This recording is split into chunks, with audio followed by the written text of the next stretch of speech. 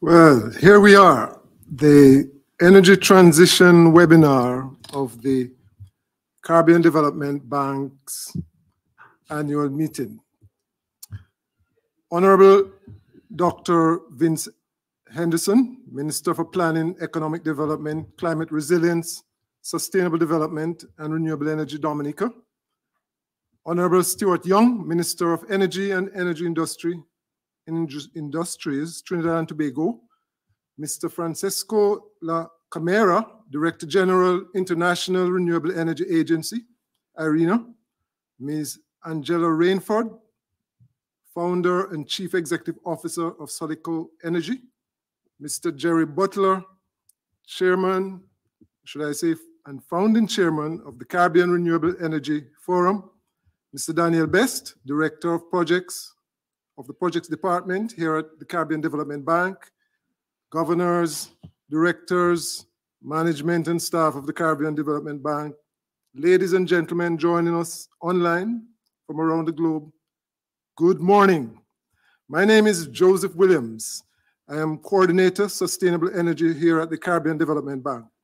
It is indeed a great pleasure for me to extend to you, let me say, a sunshine welcome on behalf of the Caribbean Development Bank to this edition of the annual meeting webinars.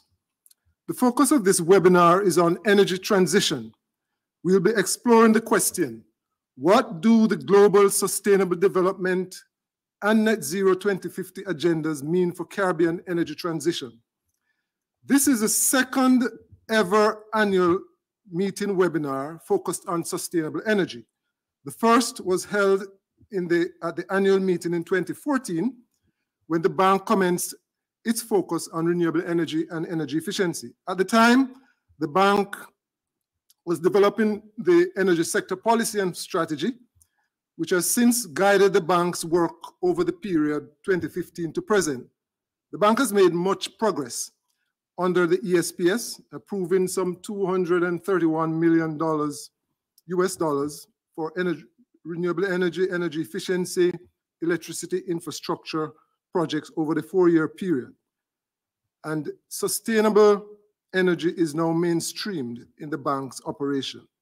It is therefore appropriate that for this second sustainable energy webinar, it is also being held in the context of the bank's revising its and updating the energy sector policy and strategy to guide its work over the next period, possibly through to 2028, 2030. I mention all this to emphasize the importance of this webinar, as the outcomes of the deliberations will be noted in the context of the review of the policy. Ladies and gentlemen, the energy issues are pervasive and intertwined in all aspects of our development. They are so intertwined that at times we take them for granted. Even in our daily lives, we take energy for granted. In fact, many people only recognize the importance of energy when there's a disruption in the power supply. Sustainable energy transition are wide-ranging. The issues span energy access and poverty, and energy poverty. And yes, we have many, many persons in our community, in our borrowing members, who still use charcoal for cooking and use kerosene, and children use kerosene for lighting. It's about the just transition. It's about cybersecurity. Yes, we have had issues where utilities have been held ransom, a victim of cybercrime. It's about digitalization, smart grid, democratization of the grid, resilience, private sector investment in the range of options we have, electrification of transport, and so on. Obviously, for this seminar, we wouldn't be covering the gamut, but the focus will be on a small segment which has to do with the transition. Today, we will receive the global perspective.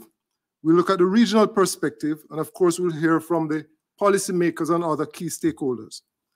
It is my privilege and delight to introduce the Director General of the International Renewable Energy Agency, Mr. Francesco La Camera, who will bring us the global perspective. As you're aware, IRENA is an intergovernmental organization that support countries in their transition to a sustainable energy future and serves as a principal platform for international cooperation, a center of excellence, and a repository of policy, technology, resource, and financial knowledge on renewable energy. Mr. Lacamera has been the Director General for IRENA since April 2019 and brings more than 30 years of experience in the field of climate, sustainability, and international cooperation. He has been providing stellar leadership at a critical time for climate change and the achievement of the Sustainable Development Goals. He has a major, he's a major voice in guiding the energy transition.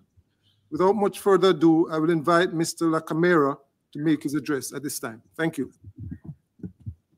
Thank you, Joseph Williams. It's a really pleasure to be with you.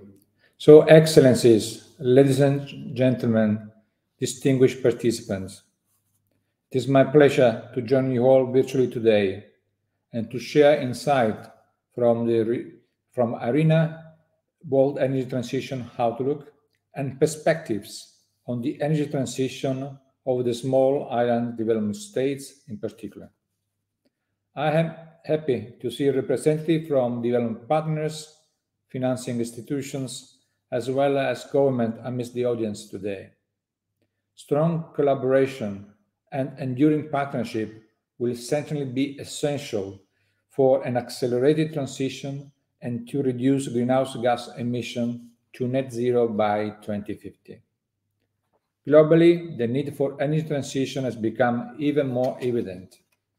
For SIDS, this is especially true as high fossil fuel prices, energy security concern, and the urgency of climate change continue to hinder sustainable development and economic prosperity. IRENA's World Energy Transition Outlook 2022 presents a pathway to limit global temperature rise to 1.5 Celsius. We consider electrification and energy efficiency to be the main decarbonization driver enabled by renewables, green hydrogen, and sustainable biomass. Renewable energy is now the cheapest option in most regions, dominating new energy addition year on year. We have witnessed several positive developments in the recent years: increase in added renewable power capacity and energy transition investment, continued cost decline, acceleration of end-use electrification, and the emergence of green hydrogen as a major topic for energy policymakers. However, the energy transition is far from being on track. This is with a holistic policy framework, serious investment, and international cooperation, the energy transition can be accelerated. Investment in the 1.5 scenario will yield a cumulative payback of at least $61 trillion by 2050. The benefit of energy transition greatly exceed costs. The socioeconomic benefits and the revival of industries and sectors currently hampered by fuel costs and the logistics of importing this fuel will be enormous. These factors are of particular importance for SIDS. The energy transformation is not only a matter of gaining energy independence and reducing fuel import costs, but it will also contribute to job creation, improved livelihoods, poverty eradication, and economic growth. IRENA statistics, however, indicate a reduction in the growth of renewable energy capacity in SIDS, a total installed capacity of 5.94 gigawatts by the end of 2021, with the Caribbean accounting for 70% of the share with 4.12 installed gigawatts, mostly solar, bioenergy, hydro, and wind, but no ocean energy technologies to date. In addition to COVID-19 pandemic, had a negative impact on investment. This was further exacerbated by current geopolitical issues, resulting in energy price hikes and compromised food security. So, dear colleague, SIDS have demonstrated their collective determination to achieve net zero emission by 2050 through their commitment to new updated national determined contribution, the NDCs. To meet the Paris Agreement, the pace of renewable deployment must triple. Such an increase is only possible if appropriate and tailor-made policies, technologies, financing, and other frameworks are developed to cater the SEED's special circumstances and needs. ARENA, through the SEED's Lighthouse Initiative, continues to align its work plan and foster strategic partnership to offer tailored technical assistance, capacity building, research, analytical work, and innovative financing solutions implemented through strong and coordinated collaboration.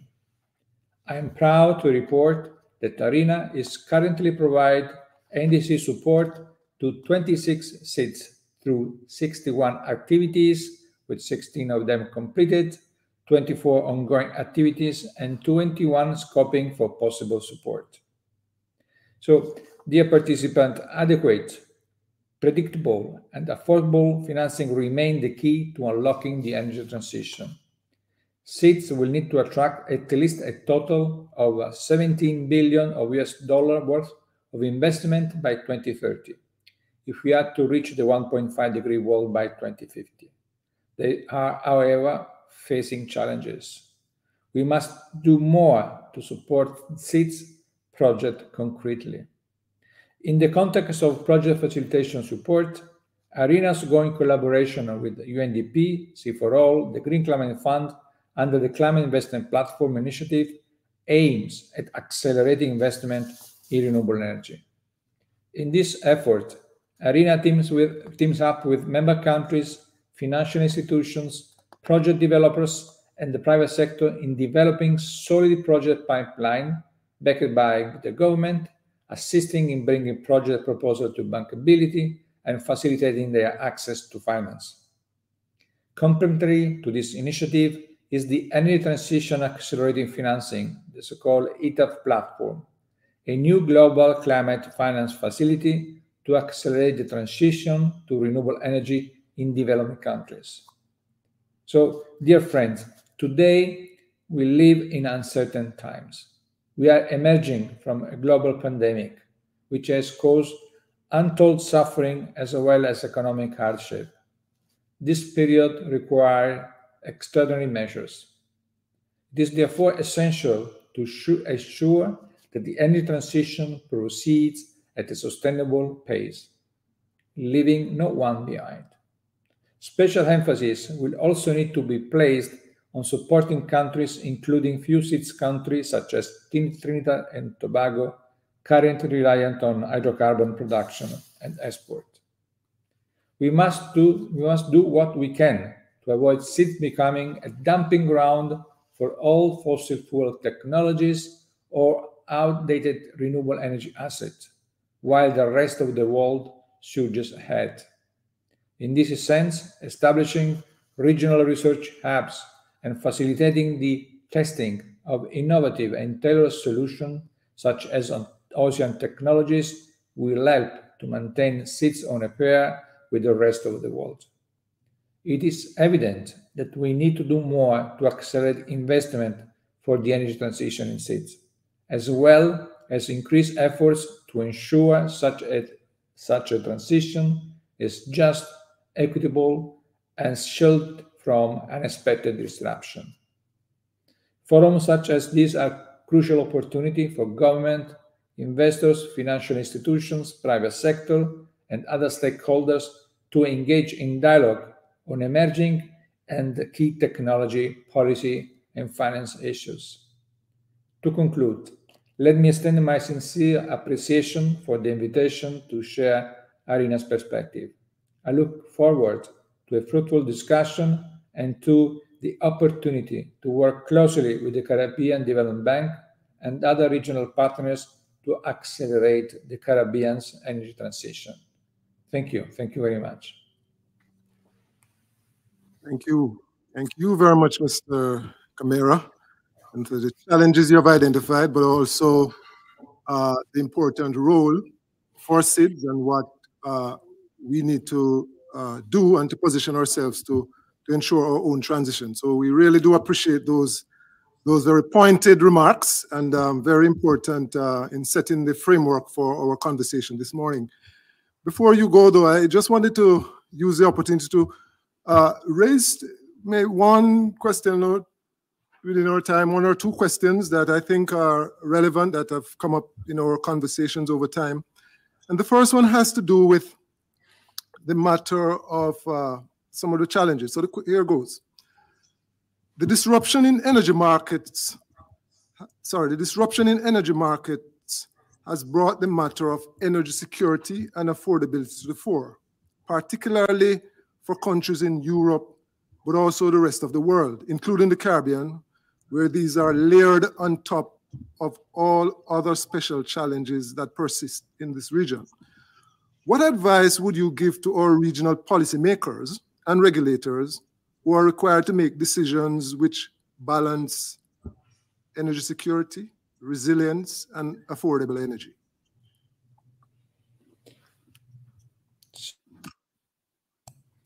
Thank you for your question, Joseph. And naturally, when we talk and we discuss the long-term scenario, it's important that governments have a clear understanding of the step to be taken in be coherent with a long-term scenario that may bring the Caribbean to be in line with the Paris Agreement, but more than that, trying to move to an energy system that is cleaner, more economical, that may be social benefits like more jobs and more GDP.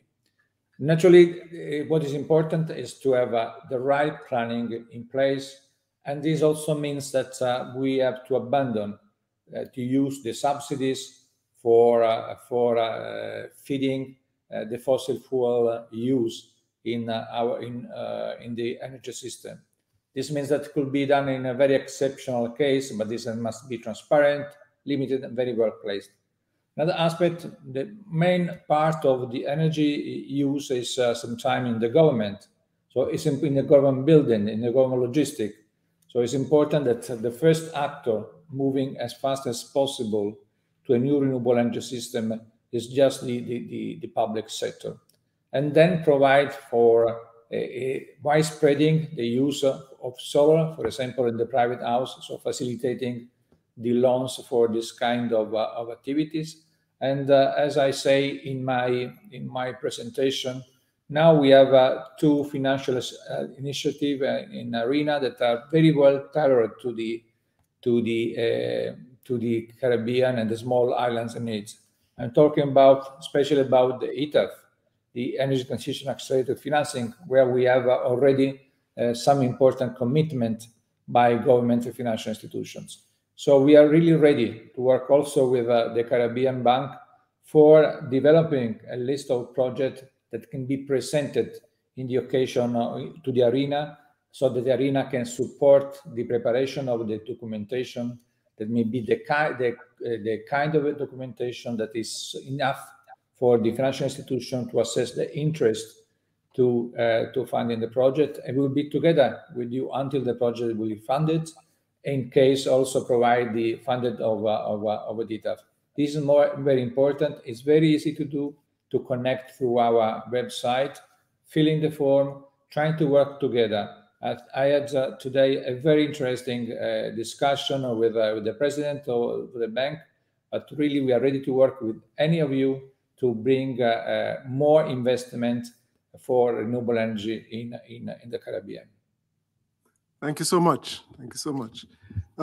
We may have time to squeeze one other. I think it's very important. When we look at the, as we emerge from the pandemic, we have observed supply chain disruptions, the matter of critical mineral shortages, which have had negative impacts on prices of certain renewable energy technologies and storage technologies.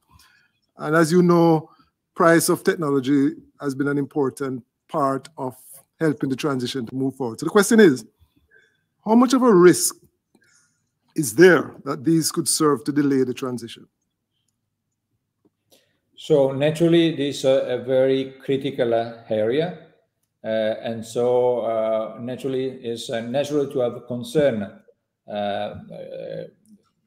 really concerning the supply chain and the use of the mineral and rare earth. So, but first of all, we pose attention to this problem. But the mineral and rare earth are not rare, geologically speaking. So we have to pose the right policies to tackle this problem and to ensure that the supply chain will be not hampered by this mineral and rare earth. So this means also provide for legislation that allow for rapid permit, naturally with the right attention to the environment for new mining. It's also important working on the innovation and on the circular economy. These are aspects that may reduce the pressure of mineral and rare earth in our growth. So if we act coherently, right policies, innovation, and circular economy, we may tackle the risk and avoiding to be stuck by the lack of supply. But my last comment, and I also want to say that during the pandemic, when we talk about the supply chain, and generally speaking, has been demonstrated as renewables and show to be the more resilient way to produce electricity today in the world. Thank you so much. Really appreciate those pointed responses, and we really have been privileged to have your contribution to this very important seminar. Thank you very much, Director General. Thanks. Hope we continue to work together. Thank you. Thanks. At this time, we are going to be moving right along. We will have, as I mentioned earlier, we hope to have a little bit of an insight into the regional situation, and at this time, we're going to be having one of our team members, Mr. Christopher Strawn, a member of the Sustainable Energy Unit here at the Caribbean Development Bank, to give us somewhat of a synopsis of the situation in the region. Before he comes, we'll have a very, very brief clip to remind us of the importance of the subject matter. Thank you.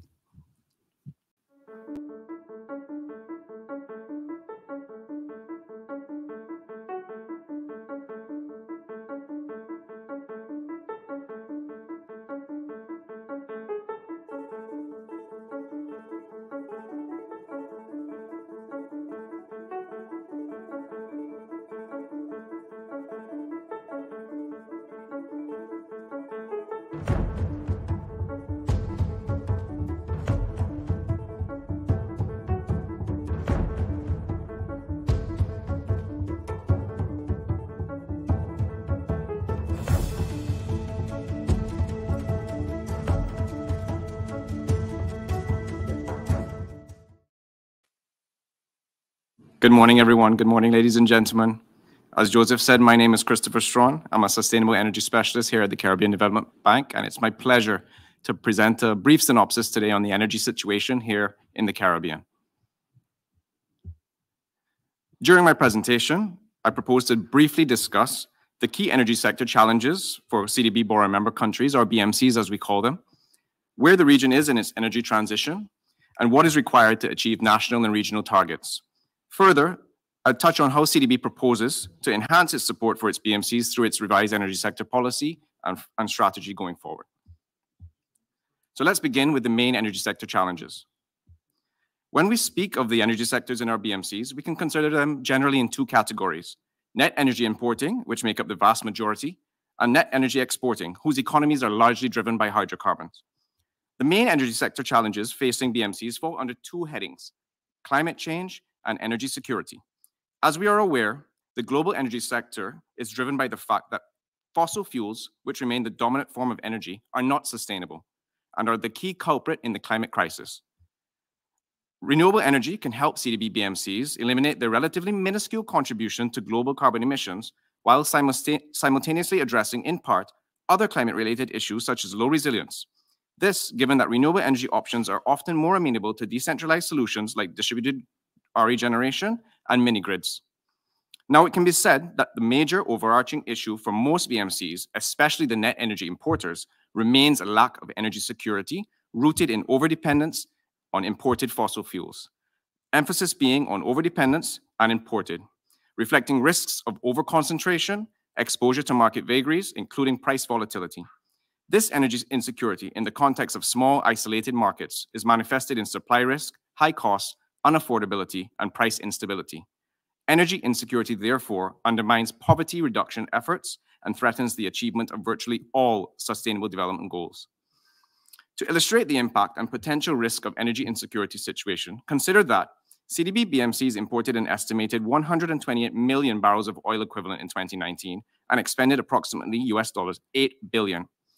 This $8 billion is more than the GDP of 8 BMCs combined, and more than 150% of the $5 billion food import bill over the same period. Just this year, the oil price shock has resulted in a 52% increase in world oil prices. If we assume that the 2022 energy demand has returned to around what it was about in 2019, BMCs would have spent an additional $1.8 billion to purchase fuel over the short period of January to May this year. Ladies and gentlemen, please let us pause on that for a few seconds. Please allow this to illustrate the grave development risks that our over-reliance on imported oil represents. In 150 days, BMC citizens collectively would have had to find $1.8 billion in additional cash. For context, and to further illustrate the undermining of poverty reduction efforts, this figure is more than the combined total of CDB's Special Development Fund resources, our main concessional resources targeting poverty reduction, deployed since 2006. That is SDF 6, 7, 8, 9, and 10 combined, and approximates also to the total of all CDB approvals from 2017 to 2021. In summary, not moving to replace the current fossil fuel energy systems leaves us less climate resilient with higher carbon footprints, presents major risks to poverty reduction efforts and achievement of the SDGs due to the impact of oil markets in most BMCs, exposed to financial fiscal risk which undermine economic resilience efforts, and at risk of being uncompetitive and missing green trade opportunities. This is especially relevant to net energy exporters, considering that high carbon intensity could lead to potential exclusion from certain key commodity markets. If we look at the key opportunities that arrive for BMCs from the global agendas, first, as we established, pursuing climate and SDG targets will address other key issues associated with the energy and economic security. The climate and net zero thrust can also unlock significant international support, including financing flows, to help countries to accelerate their transition. CDB will naturally continue to play a significant role in this. Enhance economic diversification through green products and services, and further, proactively addressing challenges linked to greening of international trade. For net energy exporters, in particular, accelerating the transition of their domestic energy systems will allow them to maximize on export revenue. Transitioning to renewables is a key climate imperative. However, the energy and economic security objectives remain a very compelling case. So where are we as a region? Currently, the share of RE capacity versus total installed electricity capacity is just 12%. The regional target agreed as part of the Caribbean Sustainable Energy Roadmap and Strategy is 47% by 2027, which corresponds to 55% by 2030. We are way behind. How can we make up and accelerate for lost time? Between now and 2030, the region needs to install, on average, 320 megawatts per year. This is a 1,400% increase over the current rate and requires a 16-fold increase in investments to well over $1.25 billion annually. The vast majority of this investment will need to come from the private sector. It should be emphasized that the region is not short on renewable energy resources. Just to give an example, a recent study by IDB and CDB showed that the technically exploitable potential for fixed offshore wind was approximately 20 times the average electricity demand of the countries studied. If we add to this the abundant solar, conventional wind, geothermal, and hydropower, we can see clearly that even with demand growth associated with increased electrification, for example in the transport sector, there is more than enough potential supply, while noting that there must be challenges overcome associated with integration. Now, looking ahead, as part of CDB's revised energy sector policy and strategy, the bank is proposing to embed a framework for supporting the accelerated transition, known as the Accelerated Sustainable Energy and Resilient Transition, or ASSERT 2030. A key part of this framework is enhanced collaboration with a strong focus on the private sector. Further, some potentially transformative initiatives have been identified, some of which I've chosen to highlight here. Of note, leapfrogging of regulatory reforms to enable necessary quantum leaps in private investment, a resilient roof initiative, wide scaling of the public sectors, acceleration of the electrification of the transport sector, building on the momentum of green hydrogen and its potential to completely revolutionize the region's energy situation, offshore wind due to its massive resource potential, enhanced support to geothermal energy development, and a rapid rollout of battery energy storage systems to increase resilience and reduce challenges around the integration of renewable energy. This concludes my presentation this morning. In closing, I want to thank you for your attention, and I look forward to a robust panel discussion in the next segment of the seminar. With that, I'll hand the baton over to CDB's Director of Projects, Mr. Daniel Bess, who will take it from here. Many thanks, and over to you, Daniel. Thank you, Chris. Ladies and gentlemen, good morning and welcome. As we have seen and heard so far, the energy transition presents very difficult imperatives, challenges, and yes, opportunities. However, let's be clear. The global energy transition must happen and is happening for our very survival, especially for Caribbean countries as part of small island developing states. However, there are realities that each country must grapple with. Director General La Camera did an excellent job of setting out the landscape at the global level. The issue is how? How do we navigate the transition in a context that takes our realities into account while ensuring that we take advantage of the opportunity? This also begs the question of speed. So what do we know? Well, we know challenges differ for hydrocarbon producers versus net energy importers, especially among our borrowing member countries. We also know that much depends on an enabling environment for private sector investment, since the vast majority of investments must come from the private sector. And with that, today we propose to have a conversation, a real conversation in the Caribbean context, which means it is very possible that we will see differences in views and perhaps vastly different perspectives. But hopefully this can bring further clarity to the issues and more precisely guide how we as the Caribbean Development Bank and as the Caribbean's Development Bank craft our energy sector policy and strategy, and in so doing meet our borrowing member countries where they are and support the acceleration of the transition while preserving key fundamental goals of affordability, resilience, and energy security. Our conversation this morning, therefore, is about how we navigate net zero emissions, the 2050 target, and the sustainable development agenda. We are delighted this morning to have with us a qualified and distinguished panel joining us. On our panel this morning, we have the Honorable Dr. Vince Henderson from Dominica, responsible for sustainable development, climate change, and energy matters. He's an RE champion and also has long experience at the international level as a diplomat advocating for small island development states issues. We have the Honorable Minister Stuart Young of Trinidad and Tobago, responsible for energy and energy industries, and has been a leading voice highlighting the need for a managed transition for hydrocarbon-based small island developing states. We have Ms. Angela Rainford, a leading renewable energy investor and developer who can speak from the perspective of the private sector. She heads a company, get this, which is responsible and has a reputation of delivering the single largest solar PV plant in the English-speaking Caribbean, while also developing many other RE projects.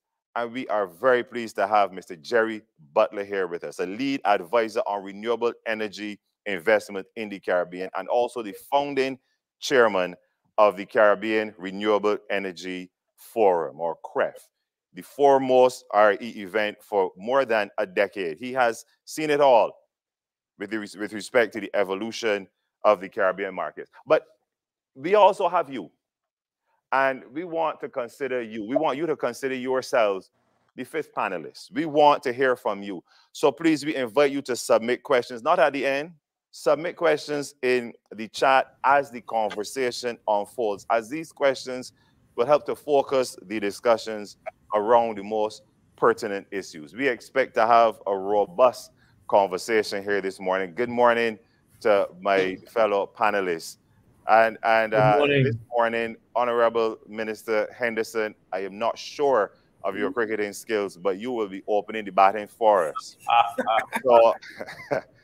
So let's get after it. And you know, straight off the bat, we know of the abundance of renewable energy resource potential within the region. We also know, of course, of the compelling economic case and the negative experiences of over-reliance on oil, both in the 2008 and the 2014 crises and oil shocks. We also know, of course, that your country, Dominica, has been blessed with many renewable options. You have solar, hydropower, geothermal, energy, wind, and bioenergy.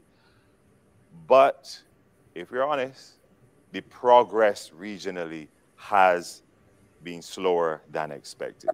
Minister, I want to ask you to briefly provide some insight as to how the government of the Commonwealth of Dominica views the energy transition and the energy challenges that are faced, and essentially what is being done in the context of the Net Zero 2050 drive, and what are some of the key elements of your government's response, Minister? Well, Comrade Best, I see you throw me a googly there or a full toss, perhaps. But no, but I'm happy to respond to that, because yes, in fact, we've been pursuing this for a long time. And interestingly, I just came up from a meeting with my staff, and that's part of the challenge that we face with.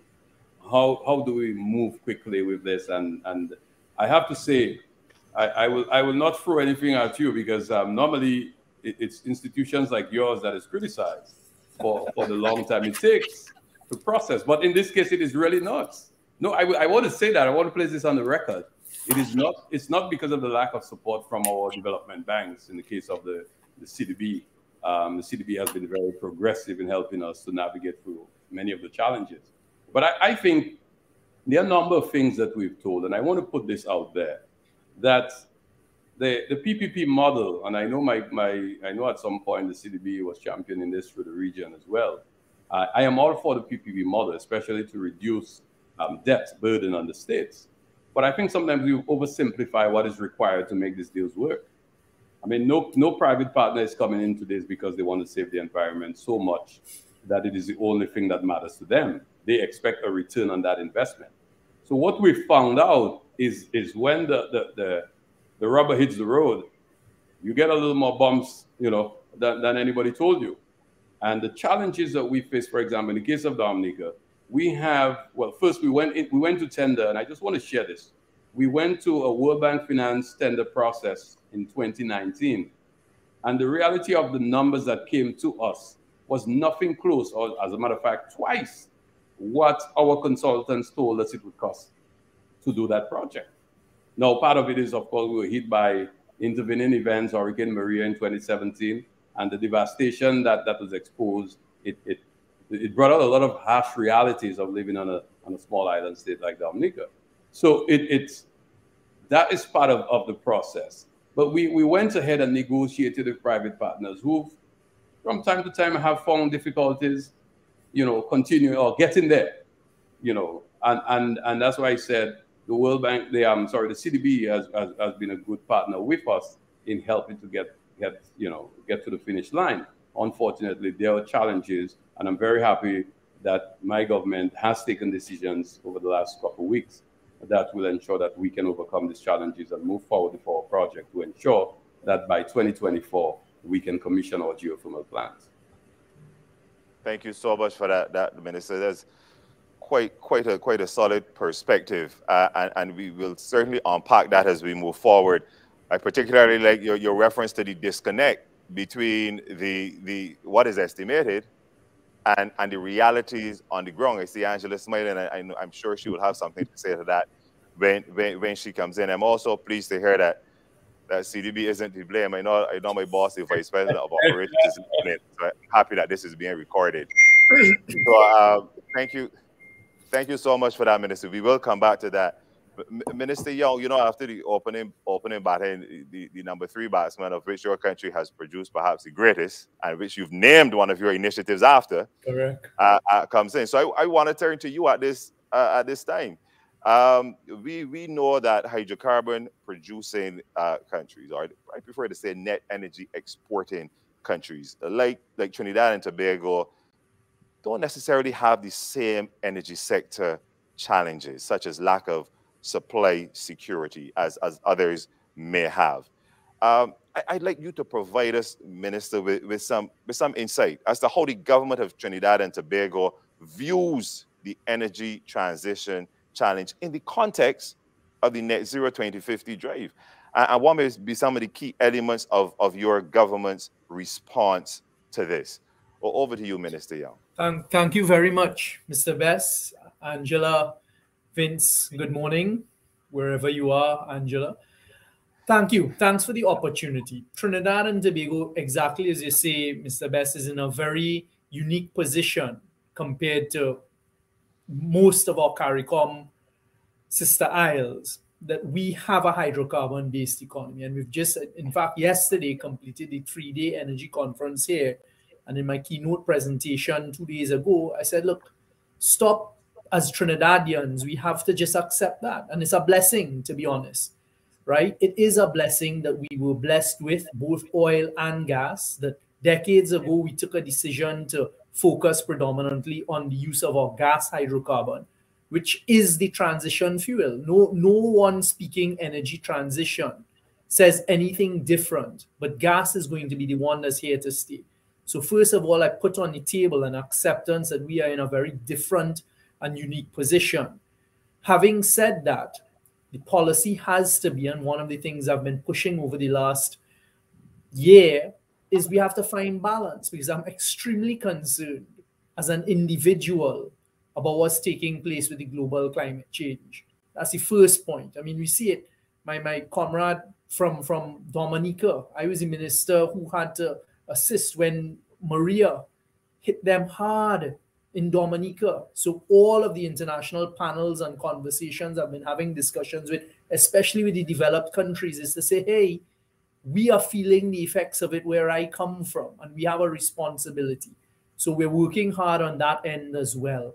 Unfortunately, technology is changing very, very quickly to assist with the cleaning of the energy. So first of all, gas. Gas is the cleanest hydrocarbon fossil fuel. So we are focused now on, okay, with gas, what are the technologies?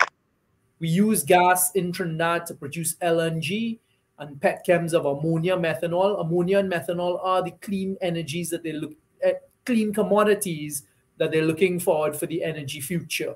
So we're in a well-positioned place. But I'll say this, and I'm glad Mr. Henderson touched on it, because it's actually in my notes as I was listening to you all, and he jumped me on it. The thing that is bothering me a lot in the last 6 months as we've reopened and we're traveling all over the world, and I'm ensuring that I get the CARICOM voice into these international discussions where decisions are being taken with respect to energy security and sustainability. It bothers me in our region. We have significant hydrocarbon resources, some of the most. We have Venezuela next door, that's the largest oil resources in the world. We now have Guyana, Suriname coming on. You have gas in Trinidad. But I hear so many stories from our Latin American brother and sister countries, as well as knowing our CARICOM countries, having the difficulties with, as you all put it, the energy security. Where's electricity going to come from? The opening speaker this morning talked about still using kerosene and on occasions burning charcoal to cook. What are we doing as a region? And one of the points I want to get discussion on this morning is we have a responsibility as a region. In Trinidad and Tobago, we are more than prepared to play our part to get our resources from the region together to look after the region. How do we achieve that? What is it that we can do to make sure that a percentage of the resources aren't leaving the region, but are rather helping us here in the region? Next part of Trinidad's policy is we're moving to the renewables. So Angela, I'm hoping in a short time frame to get that project Lara done, and it'll be 112.2 megawatts. I met with Lightsource BP yesterday, and that will now take over and be the largest solar project in the English-speaking Caribbean. But that's only going to be the first one. So I'm trying to work into Trinidad and Tobago's thinking and infrastructure, more renewable energy, right? Because 99.9% of our electricity needs are from natural gas because we're blessed with it. But the more we can come off of the use of natural gas using renewables, I'm all for it. And just before I close off on the opening, there's an important, essential role for the CDB in this, and for us to marry it as CARICOM and working with the CDB. A few weeks ago, I was at a meeting at the White House, and they were asking me, I think they had met with you all recently, the CDB, and they said, look, I think it was the OTC conference in Miami recently, and what role do I see for the CDB? I said, listen, the CDB is perfectly poised for this part of the equation. It's a layman's term, the clearinghouse for all of the developed countries, because the wealthy developed countries have a responsibility. They talk about it, that they're going to provide the financing to the smaller, especially like ourselves, who get left behind, the smaller countries. We need not only financing and cheaper financing, we actually need funding via grants. All right, so don't come, and that is the point that tied in that Mr. Henderson spoke about, that I'd written down here. We talk about private sector. Private sector need a return. So when you're speaking to private sector and they start to talk about returns, and especially now with renewables, where you have the whole of Europe now jumping on the bandwagon and sucking up the resources towards renewables, meaning the plant and equipment is pushing up the cost of renewable plant and equipment. And again, we can get left behind. So we, as one voice in the CARICOM and in Latin America, need to speak out very loudly at the wealthy developed countries. It's not only about lower rates of financing, but it's also about grant funding to assist us in these areas of renewables. And if we allow that, it allows us then to contract directly, build the plants, etc. So there's no middleman in the middle taking that margin that still keeps it as expensive electricity for our citizens. I know I've spoken long, but I really feel passionately about this, and it's a perfect forum. So CDB, we are counting on you and willing to champion with you to be the voice for us, that let us gather all of these agencies, all of these banks, etc. Bring it to CDB, and you help us get it to our membership. Thank you so much for that, Minister. Some excellent insights and we got a lot to unpack within there, and we will come back to that. I want you in the meantime to wrap your mind certainly around what the EU carbon border adjustment mechanism regulation means for the region, because you touched on that. I'm happy that you pointed to CDB's role, because we in the context of CDB achieving Paris alignment and all that entails, how do we support our net exporting border member countries? So we're gonna come back to that, because I think that needs to be said. I'm very happy for that perspective. Angela, I thought just now you smiled a little bit too wide when the minister mentioned the need for grants. But with that said, great to have you here. Angela, your project, the largest utility scale solar project in the region at 51 megawatts, which is in fact larger than the peak demand for many utilities within our region. Is it reasonable to argue, based on the experience of your company in Jamaica, that while there may be some challenges, there's really no barrier preventing large-scale private investment in art in the Caribbean? Really, I mean, we hear about it, but are there really still major barriers left? What is your perspective from the private sector? Sure. Well, thanks again for having me here. I'm a bit humbled. The two ministers are here as well, but I will give a biased private sector view, because that is where I'm basically what I'm representing. So Daniel, I guess to answer your question, I do think that there are still some barriers. It really depends on which country we're talking about. But I think the main barrier, I would say, would be around regulation, right? Policy setting. Because if the effectively policy and regulation is what sets the rules of the game, it sets the framework upon which we as private sector can operate. And if that framework has not been set in a way that allows us to develop projects or to invest in projects, then that ultimately would be the main barrier. In general, I would say that basically a number of the countries already have attractive investment environments where we could operate. So I think in terms of encouraging private sector to participate, so tenders, whether it's by an auction, it is a bit disappointing to hear that coming from from the minister from Dominica, that the auction prices didn't come in where you were expecting based on what the consultant said. So it'd be interesting to see kind of what the risk profile was that the investors were looking at and how it compared to the consultants themselves. But I would say that in general, there are a number of countries where we, for instance, at Seleco, we're actively looking for investment, actively constructing more projects this year. We've looked at utility scale. We continue to look at utility scale, but we're also increasingly looking at what we call the distributed power part of the market, which is where we're investing really for commercial and industrial entities. And even then, that's actually a different view of looking at bankability and risk, right? Because rather than looking at risk of the state, we're now looking at risk of the industrials and commercial players. I think that, there have been a number of points made so far from both ministers, and to be honest with you, I would say they're all fairly valid. In terms of risk, is one that I would say that the private sector will always look at, and we will try to price. And so, in the case of Jamaica, for instance, one of the things that worked well in Jamaica was the fact that irrespective of political change, they actually maintained the same path in terms of vision and where they wanted to go. And if you think about, if you're changing back and forth, if the rules of the game are kind of shifting beneath your feet, then that increases a risk from a private sector perspective. And that will make it even more so challenging for you to attract investment. Just speaking to, I guess, Christopher's slide, I was very surprised to see how much capital is viewed as being required for this region to truly go renewable. And so obviously private sector plays a big role, but that's a combination of equity, combination of debt. And I think, Daniel, from one of the panels that we were on together, it's also looking at that timeline in terms of where you are in the development cycle. So I think one of the key points that we had discussed on that previous panel a few months ago was in terms of early stage versus late stage.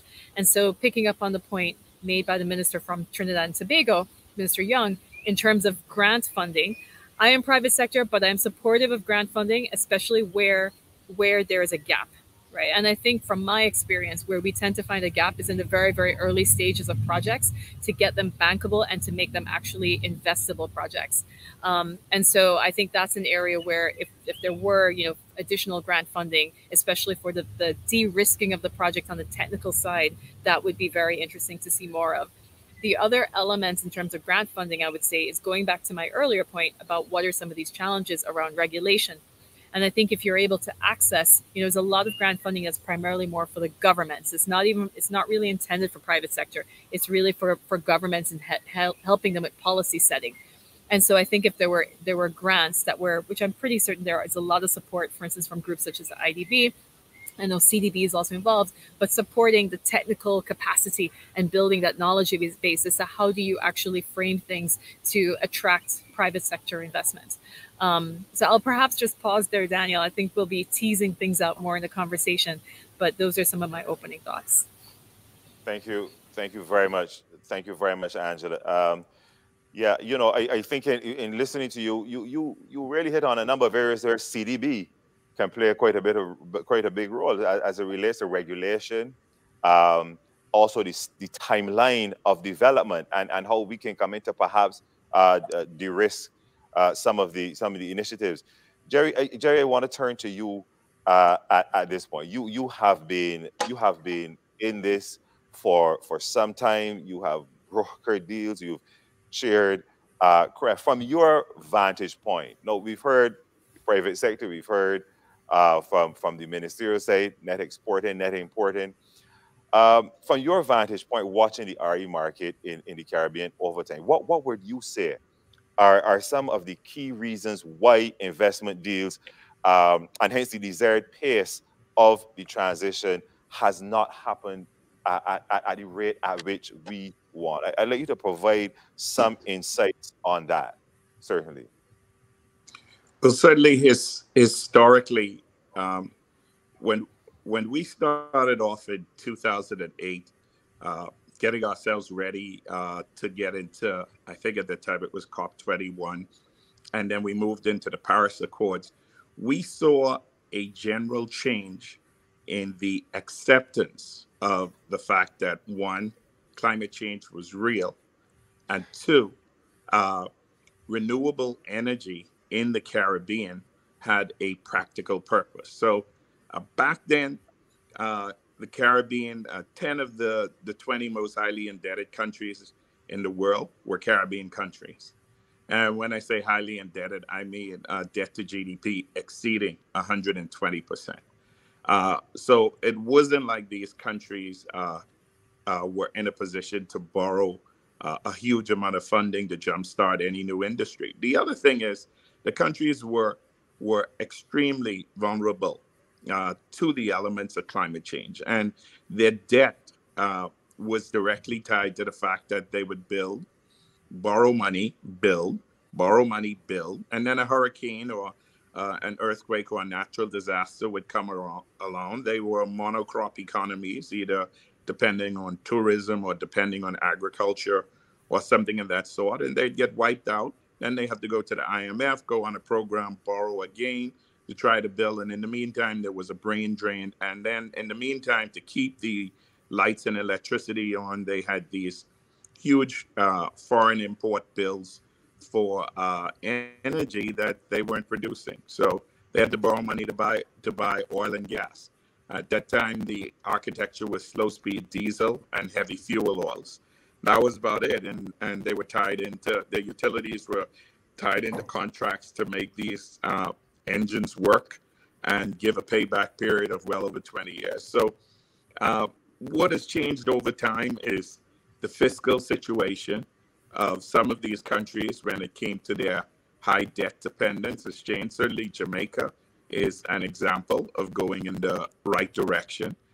Then in addition to that, what we found, say at CREF this year, which was our 14th iteration of CREF, was that there was a huge amount of funding available, both in terms of grant funding and in terms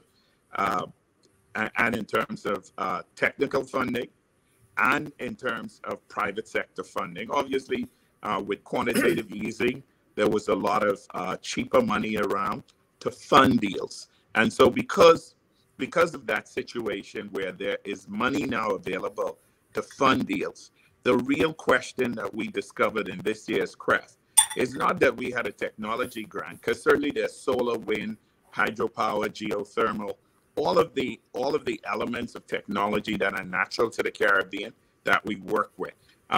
There's more specific technology like seawater district cooling for our hotel plants to replace the current architecture for air conditioning.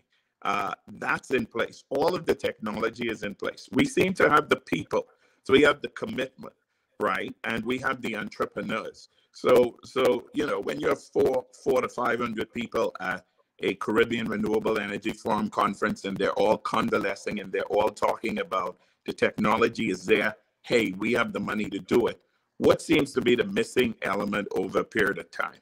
The missing element now and the missing element over a period of time is exactly just one point: analysis paralysis.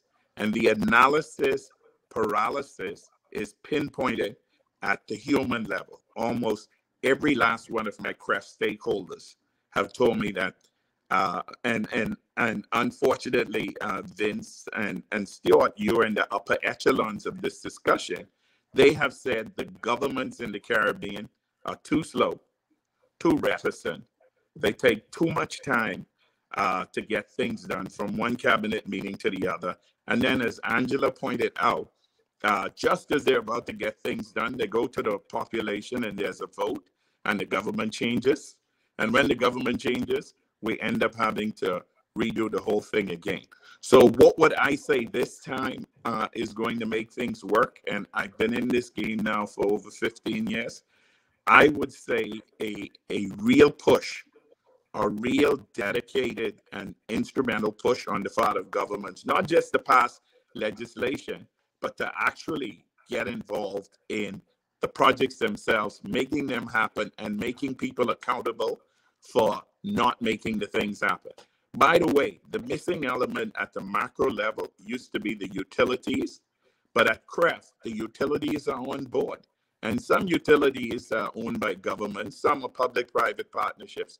But I can rest and assure you that the private utilities and their ESG framework, together with the funding private entities and their ESG framework, means that there is a ton of resolve to make things happen. So we need not legislation anymore. We need actual projects. The Cayman Prime Minister the Cayman Premier was very instrumental at CREF in announcing that from now on, Cayman will own their solar and renewable energy projects and put money behind it. That's an interesting change from relying totally on the private sector, because now the government is saying we're going to get in, take an equity position and get things done.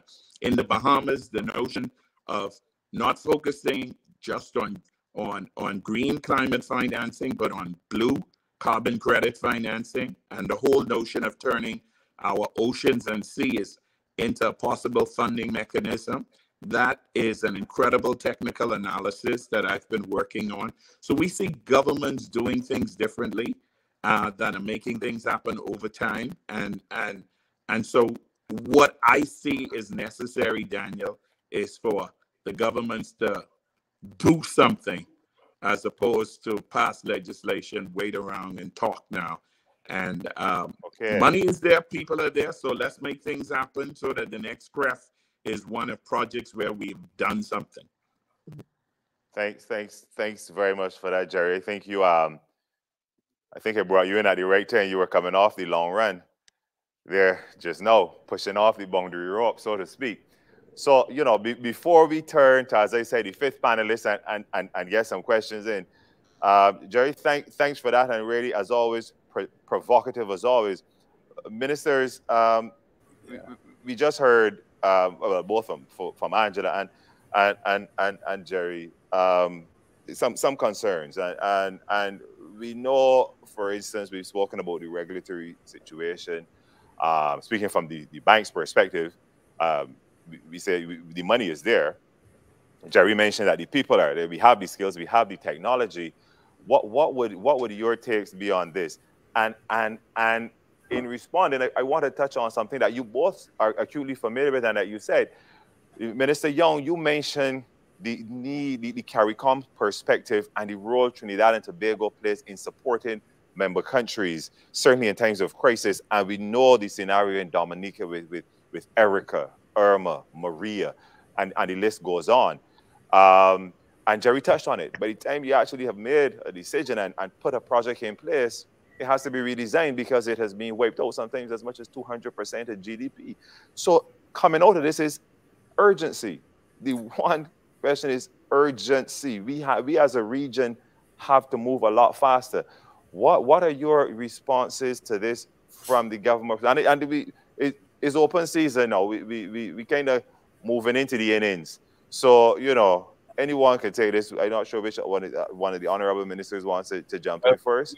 Well, Daniel, I'm sorry, Minister. I should yield to your seniority, but I couldn't help it since I have been following this debate of renewable energy in the Caribbean for a long time. And one of the things that I contributed to was the establishment of CCREET in Barbados to provide, some capacity for member states in the Caribbean. But I must say, I'm trying to be as polite as I can in the circumstances. But remember, I said the context by saying we're having a conversation in the context of how we have conversations in the Caribbean. Yeah, but you see, this line that Jerry took there, this is an oversimplification of what is a complex situation that people who have to make political decisions find themselves in. Because we hear all of these things in the past. Guys have sold us all sorts of stuff. You know, this is so simple. Take the low-hanging fruit. You go, you do this, you do that. My brother, I have been pursuing these things for a while. And I am still not convinced, or I would like to use that expression, but it will be lost on most of you because you don't speak Creole. You know, but for my Creole-speaking friends, it's as if they gave us diab a sac. They give you a bag with something you don't know what's in there. Everybody's like, renewable energy, go do this. It's cheap, it's easier. When we get down to there's no paralysis of analysis. I have been pursuing this geothermal project for the last 10 years for my government, and 3 times private partners have walked out. We passed the law in 2006. We opened up our electricity sector. We are one of the countries in the region to have the first independent regulatory commission, which is fully independent. We established that in 2006. We went ahead and we had the legislation, we passed regulations, we did licensing, we encouraged private IPPs, we've done all of this stuff. We've invested over $20 million in developing geothermal. And I'm happy to hear what Angela said, and that is most of which we grant funds to de-risk the project. Yet we are not able to get a geothermal project online. And Angela, you will be happy to know, you said you've seen the change of administration. We have not changed administration since a long time. So we have been consistently pursuing this, and I have been for the last 20 years of my government's administration. I have been, my party's time in office, have been pursuing this personally. And so there is no analysis of paralysis. So generalization is a very dangerous thing, because we saw St. Vincent and the Grenadines took a bold decision to move into geothermal, and the CDB was right there with them. They took the risk, they tried it. We have gone ahead, and I have done private consultancy and prepare submissions for solar PV, and the numbers don't make sense, brother. Brother, they don't make sense. So some people who have it and it makes sense for them, great, let's go on with it. So what Angela is doing, and a number of countries are doing, whether it's the Cayman Islands or Bermuda or Bahamas, more power to them. But my brother, when we look at the comparison, I cannot go to the electorate and tell them I am bringing them something that does not ease up the pressure in their pockets. People want to know at the end of the month, what am I going to pay for this? We don't have the space to subsidize renewable energy. We have to be realistic. I mean, this is a conversation that we've been having, and I would like people to sit and to walk through this process. Look at the role of the utility. How can we make the transition in some cases? Because we're talking about small markets. Let's not kid ourselves. These are very small markets. And if a country like Dominica, where our installed capacity is about 26 megawatts, I mean, that's a joke. We use, since Hurricane Maria, our peak is about 15 megawatts. We have not even gone back to pre-Maria levels. So I don't have the room. I don't have the margin. I don't have much room, my brother. So Jamaica and Trinidad and Tobago, I mean, they got the market. They have consumption. They can run with it. Even St. Lucia is a better place. They have 3 times our consumption. I mean, so there are some, you see, there needs to be an honest conversation amongst the players. The development banks, what is the role that you can play? And I'm happy with what Minister Young said. We need to keep CDB in this picture. And I'm not saying this because I'm on your platform, comrade. You know I am consistent with that, Daniel. You know that. Because I see the role. And also, I want to add this. There is a role, and we've been pursuing a partnership with Kenneth J. Green in Trinidad and Tobago on the development of green hydrogen. We are doing now some exploration in the north. We're putting our money, brother, into this, as we've done in the past. My government has spent $40 million of our Eastern Caribbean dollars acquiring lands for geothermal development. If we were to add that to the cost of an entire project, people won't be able to pay the bills. These are the harsh realities that we are faced with. But to get back to the point, and I'm happy Angela is on board, and I hope your company is fully owned or majority owned by CARICOM people. Minister. We need to develop a regional private sector to move this energy transition in the Caribbean. That's the last thing I want to say, comrade, and I'm done. Say, Daniel. But I appreciate it. Daniel, if you remember, Jerry, before I let you rebut that, and I'm loving the passion because this is what we need. I just want to clarify something. Go ahead, Jerry. So Daniel, I think it was in CREF 2012 I was then chair and dean at the board of the Inter-American Development Bank. So I brought the president of the Inter-American Development Bank and the president of the Caribbean Development Bank, Warren Smith, together. And we did a deal for $87 million, right? The Inter-American Development Bank cannot lend directly to the smaller Caribbean countries in the OECS. And in that deal, we did an analysis of geothermal, Montserrat, Dominica, St. Vincent, and the Grenadines. And the deal was pretty simple. What we concocted was we would put money towards geothermal development as a grant. If we sunk a well and the well was a dud, it would be written off. If the well had commercial use, it would pay back the grant. And then the most pressing thing with smaller population countries like Dominica that had great potential in geothermal was that we had to work on a practical side, which was to develop a direct voltage underwater cable to bring that excess geothermal as an export to population centers that could use it. Barbados further south, even Trinidad, or even as far south as Guyana, or as far north where we could get US dollars as Puerto Rico. I worked intimately on that geothermal project. I put a lot of money behind that. And to be in this discussion 15 years later, to see where it's going, and to find out that it isn't viable, or it has never been viable, is part of the historical thing that I've come to understand means we have to do better, we have to do different, but by God, we have to do something. It can't continue the way it is because people, quite frankly, are going to lose interest. The investors I have who want to do deals in the Caribbean in renewable energy, if they jump across to Africa, or they jump across to Asia, or if they jump across to any other place where things move faster, there's going to be fatigue about investing in the Caribbean. Jerry, So that's just my point. I appreciate that. I know Angela wants to jump in. Angela, I'll let you jump in. I'm going to bring back in Minister Young. No worries. It's a quick. But Angela, in your response, Minister Henderson spoke on the matter of pricing. Yeah, no, right? I want to speak to him directly to this point. I actually do want to. And also before, because I'm going to have to switch devices. I can't reproduce the Creole phrase, but he said pretty much. No, but I think I got the gist of it. Let us speak on the matter of pricing. Is RE as inexpensive and the savior as it has been proclaimed? So I want to try to address, just as a quick heads up, I am going to have to change devices. So let me see if I can quickly give a feedback. So sure. I am not surprised that you've had the challenges that you have with that project because, and I'm sad to say that, but it's the reality of it. And I think, as you say, let's level, right? And I'm a type of developer where I don't want to be, because I am from the CARICOM, I don't want to be bringing sacks of stuff that doesn't work. Where I would have started with that project, the very beginning would say, where is the money going to come back to pay back all of this investment? That is literally where I start, besides regulation.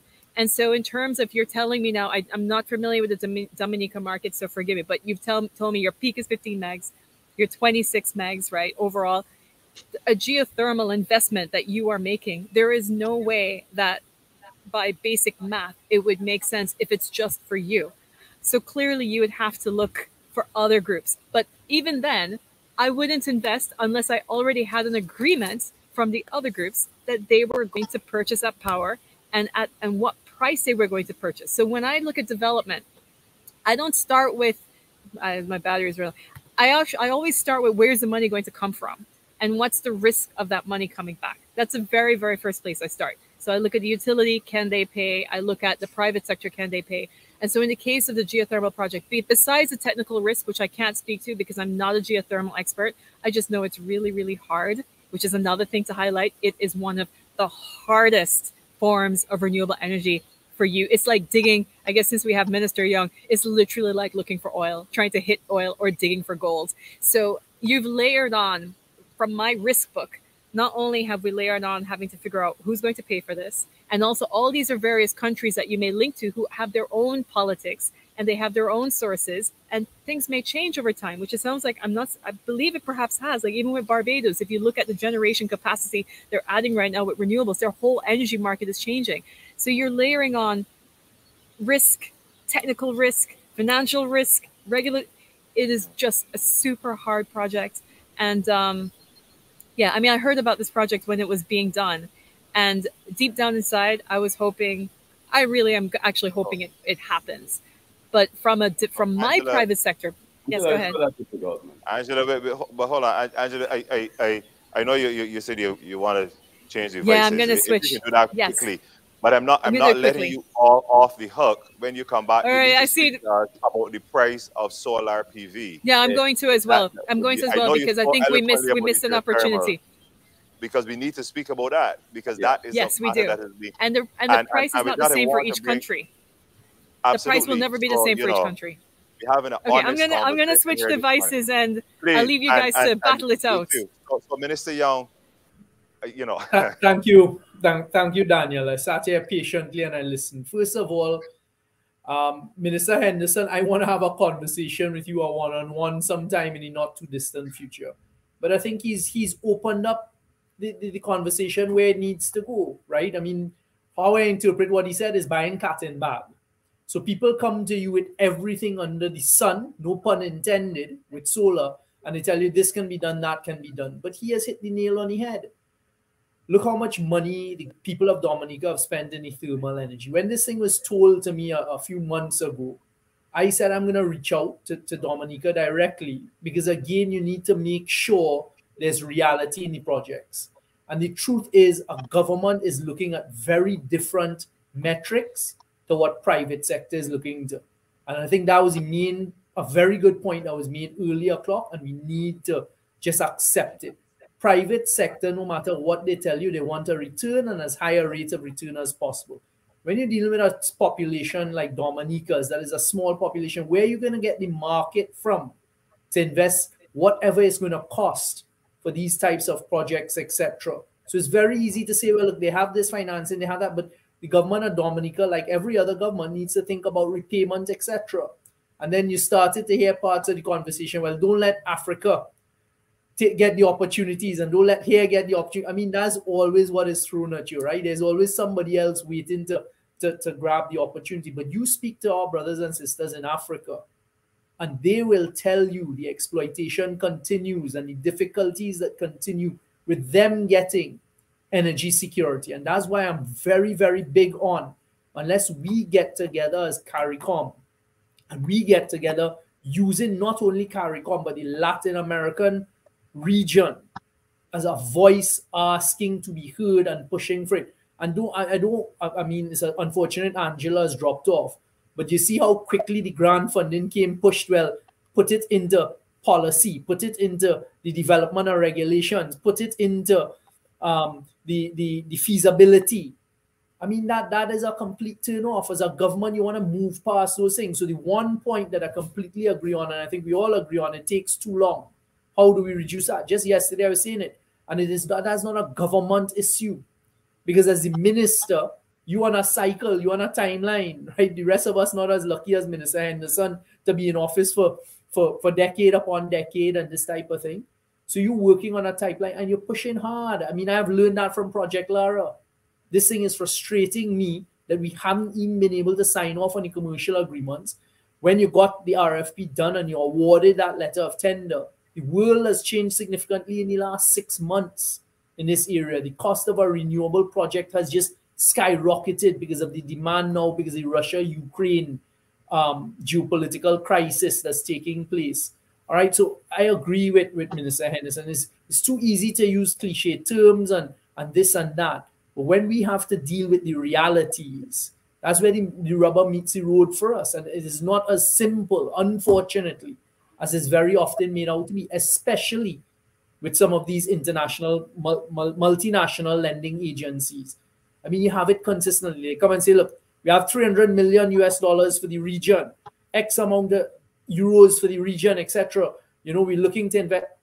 but you try to access that. And that's why I'm pushing hard. You see the grant funding, don't just dismiss it into feasibility studies and how to get your policy right and your regulations. No, it can't be that, because to make the metrics work for the people in these islands, you need an element that covers that, because that is what will reduce the margin. So if you actually get the grant funding as a percentage of the capital cost of the project, that is how it should be applied in my view, because it makes the project bankable to the private sector, because it's reduced the overall cost, and you're dealing with very different metrics. I mean, there's a lot that was said there, but I'll stop at this point. Minister, I want to thank you for that. I think you kind of placed a lot squarely at CDB's doorstep as one of the leading financiers in the region. I'm happy that both Dominica and Trinidad and Tobago and I'm looking at you, Jerry, Bahamas sit on our board. The use of our resourcing. Certainly grant resources, which, as we know from the contributions we got on our last cycle, have been substantially compressed. But these are things that we expect our board member countries to raise at the level of the board. But we have been terribly impolite to our fifth panelist, and that is our audience. And at this time, I really want to give them an opportunity to pose a question. We have a question here from Hazley Vincent. Is Angela back with us? I know she was switching devices. But to Angela's point, do we have enough collaboration among Caribbean territories to achieve the scale needed to improve the economics around RE? If not, which organization can coordinate this? But Jerry, I want to bring you back in from your global view. Do we have enough collaboration to achieve scale? Scale, Daniel, that's a very interesting question. And it's not a static question.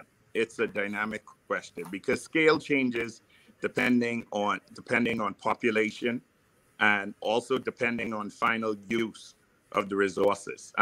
In the case of the Caribbean, like Dominica. Jerry, I think your audio giving a little bit of a challenge there, Jerry. Try again. In the case of scale. All right, while Jerry gets his audio worked out, Jerry, if you work on your audio, Angela, the question really is, do we have enough? Jerry, we're gonna come right back to you. Do we have enough collaboration among member countries in the region to achieve scale in RE? I would say it's a difficult question, because I'm not certain that total collaboration would also change the answer for, in terms of scale for each island, because each one has its own merits, its own challenges. They're all quite different, and they may also need different types of solutions and technology for their markets. So I think in terms of achieving scale, if you're saying, well, scale in terms of what? Is it scale in terms of financing? I think, yes, that's one that you could look at. But again, the risk profile of each country is also quite different. So in terms of, again, I speak to like large multilateral banks, which are looking at the overall region, including CDB. That's in essence kind of scale, right? You have a financing fund or a pool of capital that's for the region, rather than just being for a single country. But if you're talking about procurement, each country is looking at different technologies at different periods of time, may need different things. How are you going to buy everything for everyone at the same time and get the scale on procurement? It's just not possible. I see Minister Henderson laughing at me. I hope he's laughing because he's agreeing, but he can also laugh and disagree. But I'm just talking about being pragmatic here. Even just the contracting, the construction of the projects. How are you going to gain scale by that's one of the big areas where you try to get the best pricing, right? You go to a contractor and say, look, we're going to be doing 100 megs or 200 megs. We're not doing just a 1 megawatt installation. But the contractor is going to say, but where is the project? And if you say, well, it's scattered across all these different countries, the contractor may say, well, I'll do this one, but I won't do the other ones. Or we have people in this country, but we don't have persons in the other country. So, and even just understanding the subcontractor market, that's also quite different. Because each country, you're not going to want the contractor to, I know at least I can speak for Jamaica and some of the other countries. I see against the ministers laughing. Are we going to ship a bunch of foreigners to each country? each minister, you're not going to want to go to your minister of finance or your prime minister and say, well, we're not employing anyone locally, but we got a good deal on the contract and we're importing labor. No, you want to hire your own people. So again, how do you do that at scale across the region? So, I mean, scale in terms of, and I see the comment that's coming from David Coombs. Hi, David, how are you doing? One way in which we've looked at scale, at least for Seleco, on the distributed power side, but that's by country market, right? So what we've done is we basically pool together, at least we've tried and we're trying, but still very hard. But we pool together a series of projects for a number of industrial clients roughly around the same time. And we say, okay, we're going to deliver this all, and we're going to deliver the scale in terms of standardization of contracts, standardization of EPC contracts, and then in terms of relationship, because we're buying over and over again. We're not a one-time, one-time transaction. So now we have a relationship with the contractors. And in that way, we're able to negotiate better because in their eyes, we're a repeat customer. So there's going to be scale.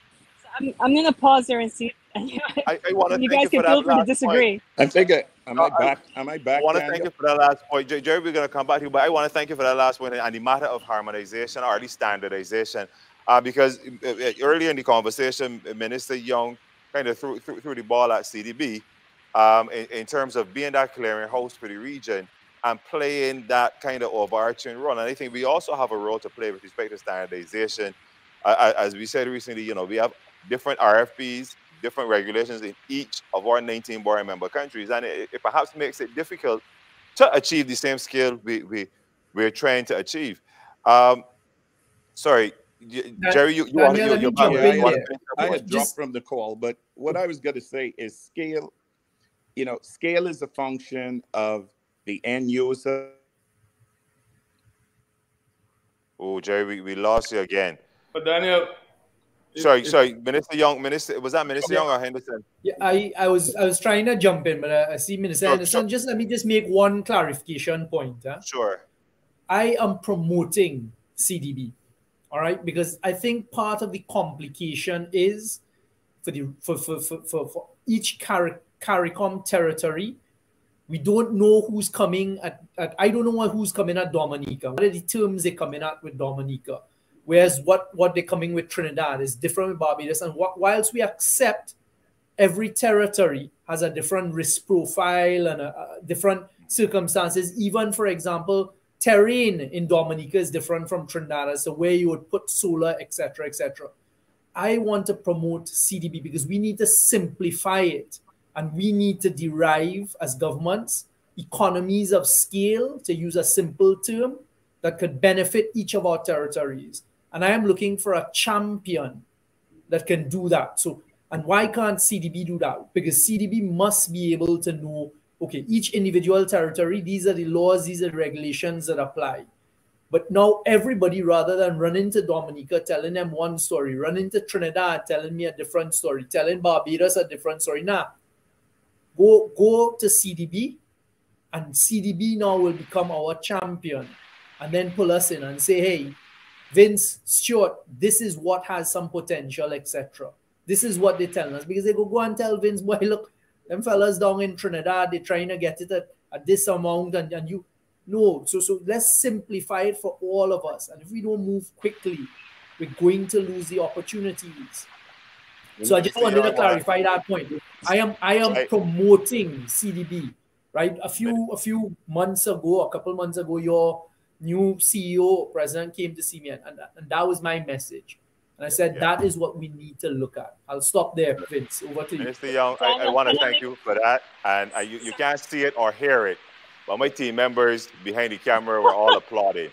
So, I can make it quick. But Angela, before I let you back in, I know. Sure, no problem. Come in. Minister Henderson. Yeah, I just want to know, Angela, I was shaking my head because you said something that I said to my well, I will still call them colleagues, but former colleagues. When we were discussing this on a technical level, I felt that some of the points that you raised are some of the points that I made, because it is inherently difficult to do this. I'm not saying it's impossible, because there can be some joint procurement in certain aspects, but and again, for practical experience, we tried it for geothermal drilling. We're hoping that when the rig is done in St. Vincent, to avoid the mobilization and remobilization costs, it will come to Dominica. But by the time they were done in St. Vincent, we're not ready. We're not ready. So, but I would like to make a different point, though. What I think is that there are some technologies, although maybe solar doesn't lend itself to that, but wind, for example, geothermal. Why don't we build the competence within the region, build the capacity within the region? Why do I need to get this specialized equipment to put up a wind turbine for me in the region that has to come from outside of the region? Why do I need to get drilling companies when Trinidad and Tobago has been drilling for over 100 years? Why don't they get the expertise? And I will tell you, Minister, we reached out to one drilling company in Trinidad and Tobago, and we got them to tender on the drilling project in Dominica. Unfortunately, they did not have the requisite geothermal expertise on their team. I encouraged them and I put them in touch with different companies that they could possibly enter into some arrangement. We also need to start thinking about that. So I am all for, you know, joint procurement and scale and all this stuff, but I still believe that there are some competence that we need to have within the region, because my view is we need to build our regional private sector to lead this transition. And this is where I agree with Minister Young that CDB is central to that arrangement. I am worried that we're allowing people to come in our region to harness our wind, our sun, and to do projects. These are not difficult projects. Angela, you're right. Geothermal is difficult, expensive, and so. But I will tell you, the good news about it is that we have de-risked the project. We have wells, by the way, that are producing steam. All we are seeking to do now is to construct the plant itself on, you know, that would convert to power. So we are not that far. And yes, and Jerry, you're right. We're looking at exporting to our neighboring territories. And in our case, we're looking at Guadeloupe and Martinique. They're closer. They have a greater demand, and they're paying a premium because they subsidize power in those islands. That is, France subsidizes the power. So we had a ready market, and that is where we are going with this. Based on the discussions we've had, based on our project financing and everything, it is a viable project, and we can get a tariff, obviously heavily subsidized since the government has made the initial investments. That is much less than yours, Angela, in solar. So that's the reality. So Minister, I think, you know, somewhere out there, Dr. Gary Jackson, my good friend and yours, is smiling because he's the head of, as you know, the Caribbean Center for Renewable Energy and Energy Efficiency. And that has been one of his bugbears, the importance of building regional capacity. We have done certain projects.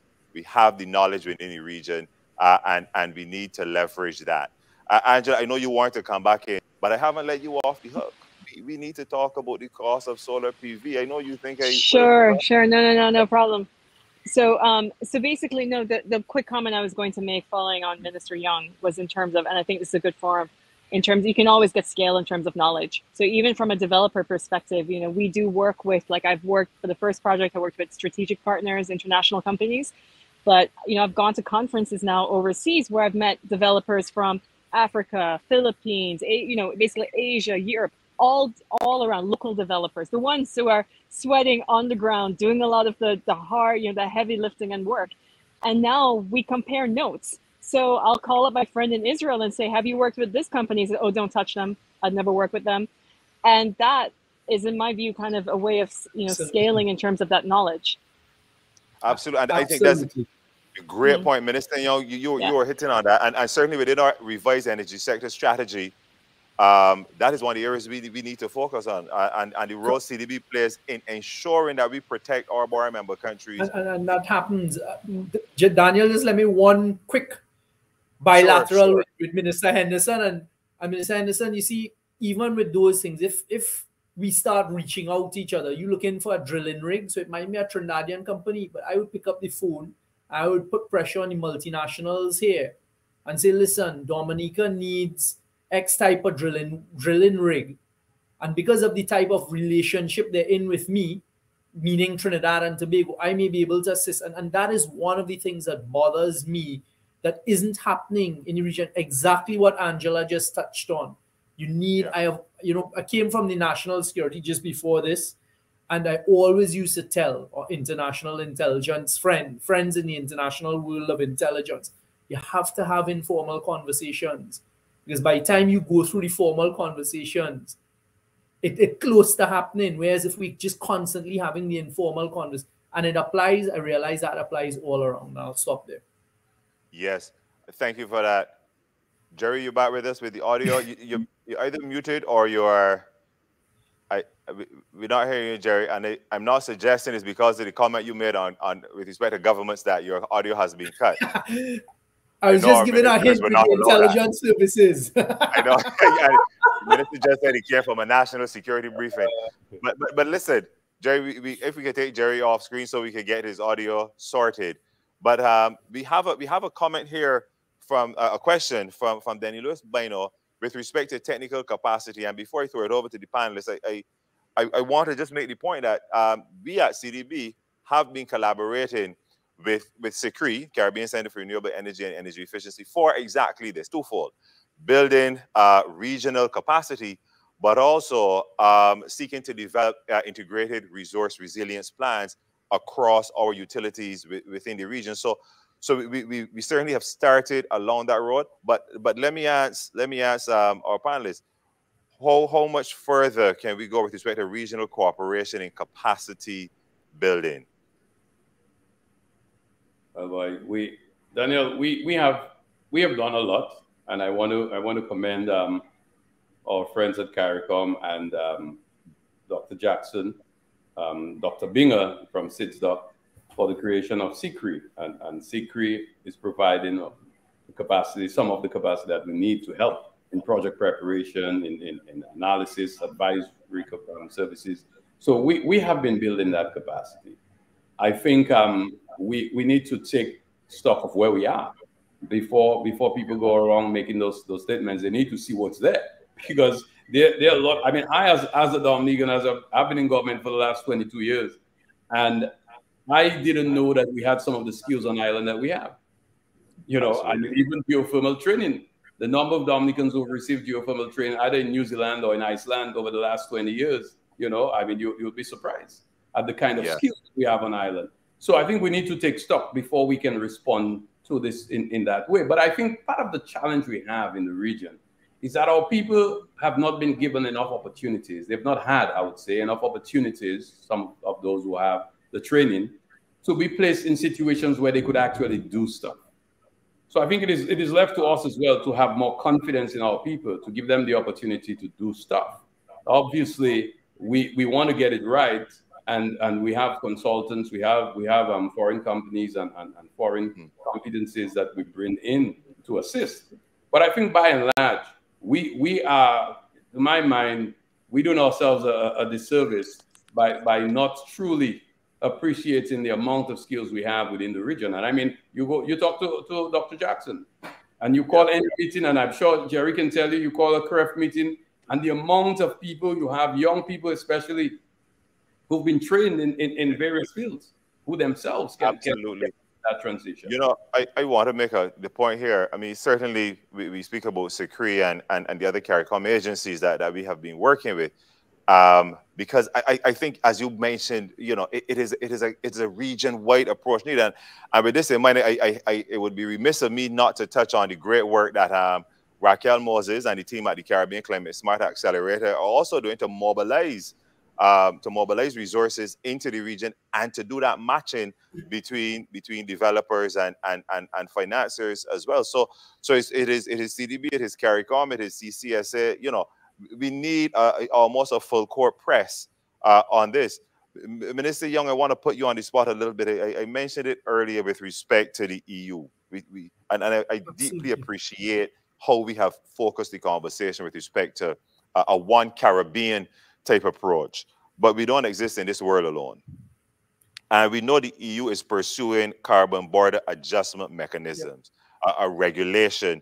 And it's supposed to be fully implemented by 2026. And that would effectively render carbon-intensive products less competitive in the EU market. This is the reality. That is what the mechanism is focused on. How much of an immediate concern should that be for our commodity producers like yourselves, and is essentially for the wider region?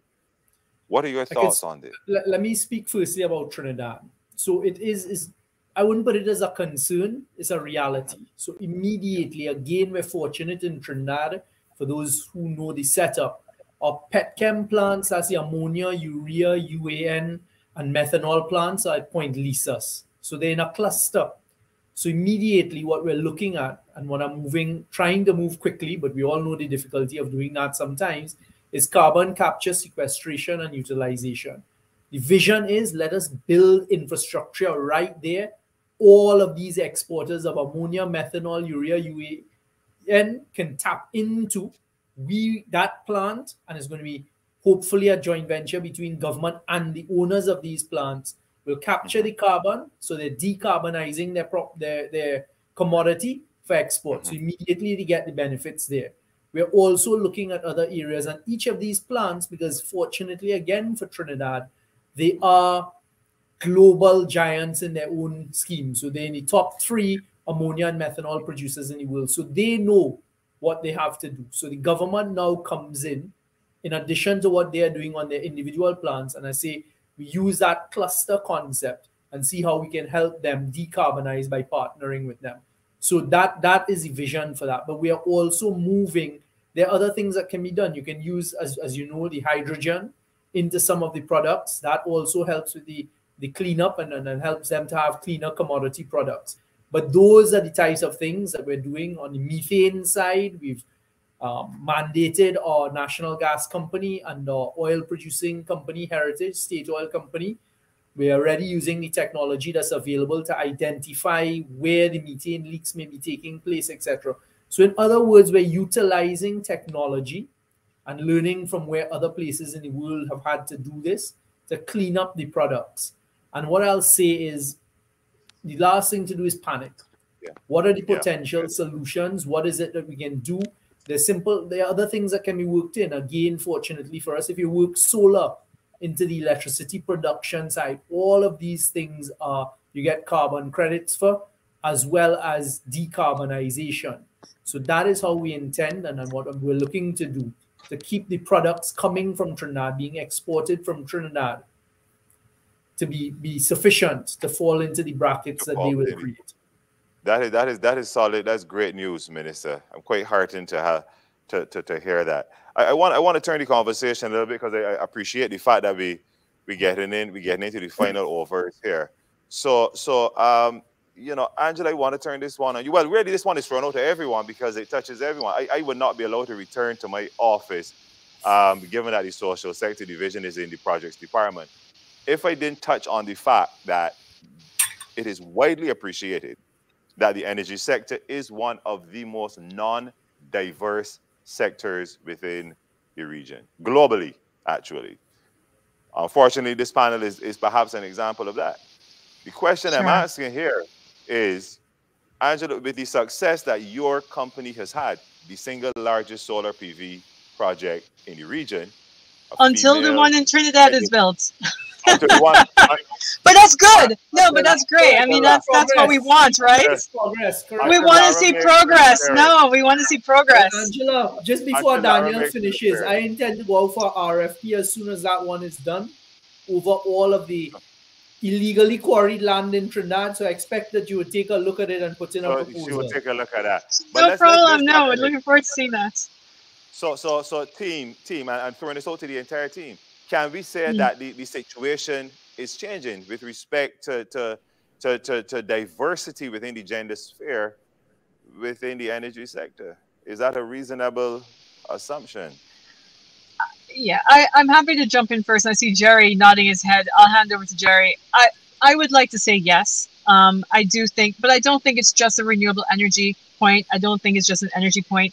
I think what we're seeing in terms of the gender imbalance is very much it's a nature of the industry overall energy sector. I mean, renewables is actually one of the better ones compared to, let's say, even traditional oil and gas sectors, which are even more so male dominated. And, you know, I'm really proud to be a female entrepreneur and founder of a company to hopefully trailblaze and give an example that it can be done. by young women. But I mean, I would just throw it out there that it's not just a point of renewables itself, but I do see that it is getting, increasingly positive. But I would let the gentlemen give their views. The answer is yes. Gentlemen. Absolutely. Absolutely. In Trinidad, our state oil company, Heritage, is the CEO, is a woman. BPTT in Trinidad is run by a woman. Whenever you're sitting in these meetings, and yesterday, just sitting at the energy conference, that comment was made. You look around at the room, the answer is yes. The balance is not only taking place, but it's going to tip, in my view, in the right direction in the not too distant future. Thank you for that. This is good news. Minister Henderson, we'll ask Jerry to come in on this from the perspective of CREF. Minister Henderson, well, what is your take from the OECS perspective? Yeah, well, we've seen increasingly the role of women in the sector. As a matter of fact, they have set up their own organization, and we've seen a number of them. So even in Dominica, and although historically we've always been women have always been at the fore in anything that's happening in Dominica. We've had a woman prime minister for 15 years, from 1980 to 1995. We even in the Federation, our first representative was a woman. So we have a history of that, and even now our utility company, which we recently acquired a majority shares in, it's run by a woman, and with a deputy being another woman. So we have that kind of. I don't know if it's deliberate or if it's by design or just by accident, but we have the participation of women in the sector, just as we have throughout every sector in Dominica. Well, this is encouraging. Jerry, I know at CREF, you actually put in place a Women in Renewable Energy forum within CREF. You want to weigh in on this one, Jerry? But I think we're still having some challenges. Yeah, we're not hearing him. We're still having some challenges there with Jerry. So I want us to turn then give our fifth panelist one last opportunity. If we could put one final question to our panelists, we're winding down. I'm not seeing one popping up, but I saw one earlier that I want to pose to the panel, and that was on the matter of trickling down all that we have discussed in the education sphere. Now, I want to go out on a limb here and say perhaps I'm the oldest member of this team here this morning. So it is important. It is important that for the energy transition to happen, we need our youth and young people on board, or all of our efforts will be for naught in a few years. What are we seeing within the energy space? And what role do you see CDB playing within the education space as it relates to ensuring that the region has a viable crop of youth and young people energized, pardon the pun, for this transition? I could speak for Trinidad. Let me take that ball. I could speak for Trinidad. It is already happening, right? Great. Fortunately, again, for us, I mean, a lot is spent on the education side, and you always find the young people, they are following what is going on. They're thinking, okay, where do I need to study to be employable? But like Angela, the entrepreneurship, certainly from my point of view, I think I'm seeing a lot more young people heading into that entrepreneurship space. And to survive in the world of entrepreneurship, you need to be nimble. You need to be flexible. And I think as we move forward, again, this is just my personal view. It's not a governmental view. I think the formal side of education, that's changing a lot. And we need to keep our eye on that. And it's a positive thing. And I think the young people are more in tune with it because of the world of technology, the world of internet, social media, and these types of things. You have a lot more information readily available at your fingertips. So they are heading in that way. I mean, I look at the only time I really get to look at television is to watch the news, and I see the ads in Trinidad coming on, and the sale of solar for your home And I'm thrilled. I look at the newspaper, it's young people pushing that. They're the owners of these companies, so they're already in that space. Certainly in the energy sector, the traditional oil and gas, plenty young people. And it's something I have always tried to encourage. You, the young people, come in as the sponges, learn from the more experienced people, but bring to the table, open your mouth, put your views on the table, because the older people, they've learned at a different time. That innovation, that use of technology, you bring it to the table. Let's think outside of the box. I think society has changed a lot more to allow young people that space to talk, but then the ones with the experience have to temper it in certain ways. Absolutely. Minister Henderson, your views from the being a young person yourself. I'm not young anymore, man. I started this thing robbed me of my youth. I've been pursuing a geothermal oil plant from the days of my youth. But yeah, we see the young people just moving on their own. They see the opportunity, and they're leading the way. I mean, I had a very interesting discussion with an electrical and electronic engineer yesterday. That's a guy who would set up our speakers for us when we have events, and so I didn't realize the guy was so well trained. And he was the one who was telling me about solar installation, for example. And I've seen a number of young people who've just taken the initiative. What we've tried to do is to give them the support, both in terms of small business support, but also in ensuring that there are no barriers for them to do what it is that they're seeking to do, and allow them the opportunity to help us fashion what this sector will look like. I think that is also very, very important. And we're bringing them to the table, we're listening to them, and they're actively involved. I think more and more we have to give them that opportunity. The only thing I would say, and I've said it before, and I want to thank Gary at CCRI for betting on the young people. His internship program, he has some internship programs going on, and he has recruited a number of young professionals from the region to work at that center in Barbados. And that is the kind of thing we need to do, to give them the opportunity and to ensure that they can get the kind of experience to really improve their skills. And that is what I would ask, that we trust them and give them the opportunity.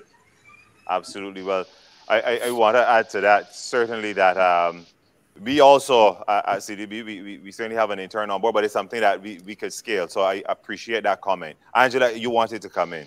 Yes, I was just going to come in. So I'm happy Minister Henderson mentioned CCRI, because so we are for the summer, even though we're a startup, we're a young company, we've hired interns for the first time this year, including one that came from CCRI.